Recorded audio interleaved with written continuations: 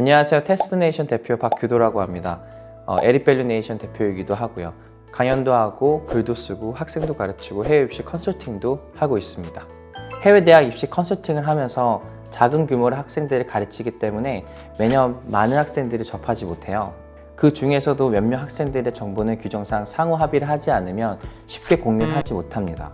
그래서 제가 할 수 있는 한에서는 최대한 많은 것들을 알려드리고 싶어서 글도 많이 쓰게 되고 SAT 특허 공부법도 내게 되고 SAT도 실제로 시험도 만들게 되다 보니까 이 과정 속에서 입시의 견해가 조금 더 넓어졌던 것 같아요.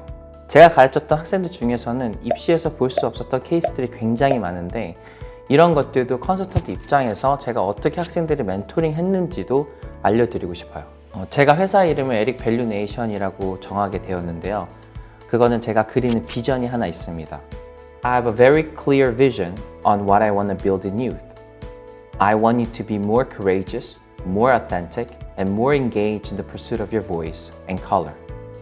제가 원래 그레이 애나토미도 굉장히 좋아했고 학교에서 그 힘들다던 해부학 수업도 굉장히 잘했고 그냥 막연하게 위대한 의사가 되고 싶다라는 생각을 하게 된 것 같아요.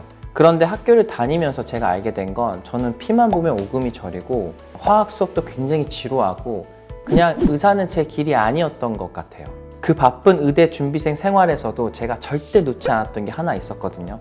그게 학생들이 가르치는 거였는데 거기서 제가 든 생각이 위대한 의사가 심장 수술을 해서 한 생명을 구할 수 있다면 위대한 선생님은 그 아이의 마음에 도달해서 진정한 삶을 누릴 수 있게 도와줄 수 있지 않을까?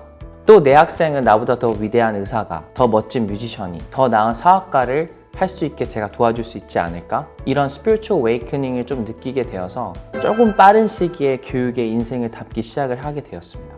제가 초등학교 때 캐나다로 이민을 갔는데 저희 가족이 이 영어라는 언어 장벽에 막혀서 아무런 변론도 하지 못하고 사기도 당하고 조금 안타까운 사연들이 조금 있어요. 곰곰이 생각을 해보면 영어를 못해서 일어난 일이라고 생각을 해보니 여기서 왔던 상실감이 굉장히 컸던 것 같아요. 그때 저는 반드시 영어로 언젠가는 홈런을 쳐야겠다라는 생각을 어렸을 때부터 뿌리 깊게 박았던 것 같아요. 그렇게 영어를 계속 하다 보니까 어느 순간 저는 한국말보다 영어로 완벽하게 소통을 할 수 있게 되었고 이 소통이라는 게 얼마나 중요한지에 대해서 좀 느끼게 되었습니다. 정확히 말하고 듣고 쓰는 게 얼마나 자기 자신한테 유리한지, 글을 어떻게 하면 좀 즐겁게 쓸 수 있는지, 세상에는 영어 단어가 굉장히 많은데 그 단어들을 어떻게 써야지 조금 더 맛깔스럽게 쓸 수 있는지. 안녕하세요. 저는 테스트네이션에서 대표 강사를 하고 있는 신우송이라고 합니다. 반갑습니다. 저는 SAT 강사로 일하기 전에는 내신, 수능, 토익, 토플, 그리고 편입 등 다양한 분야에서 티칭 경력을 쌓았고요. 현재는 SAT 리딩과 라이팅 수업을 담당하고 있으며 필요한 경우에는 학생들 SAT 탐색과 입시 컨설팅까지도 함께 담당하고 있습니다. 제가 23살 때 이제 편입이라는 시험을 봤는데 이때가 제 전반적인 영어 실력을 가장 많이 향상시켰던 시기였던 것 같아요. 편입이라는 시험이 이제 영어 100%로 대학에 입학하는 시험이다 보니까 굉장히 어려운 지문들을 가지고 와서 이제 문제를 만들거든요. 이때 제가 수강했던 강의 내용 중에 아직도 잊지 못하고 학생들한테 해주는 얘기가 하나 있는데요. 바로 이어지는 문장은 같다라는 이야기예요. 편입이나 SAT, 또 GRE 같은 이런 어려운 지문들은 처음에는 읽다 보면 조금 이해가 되는데 이렇게 쭉 읽다 보면 어느새 내가 이게 무슨 말인지 모르겠고 길을 잃어버리는 경우가 굉장히 많아요. 이때 이어지는 문장은 같다라는 생각을 계속 되새기면서 글의 주제에서 벗어나지 않게 훈련하는 게 굉장히 중요합니다. 이런 식으로 글 읽는 훈련을 계속해서 해주다 보면은 보다 정확한 해석을 할 수 있게 되고 감에 의존하기보다는 논리적 구조에 따라서 문제를 풀 수 있게 됩니다. 저는 학생들에게 가장 빠르고 정확한 길을 제시해 주는 게 선생님의 가장 중요한 역할이라고 생각을 해요.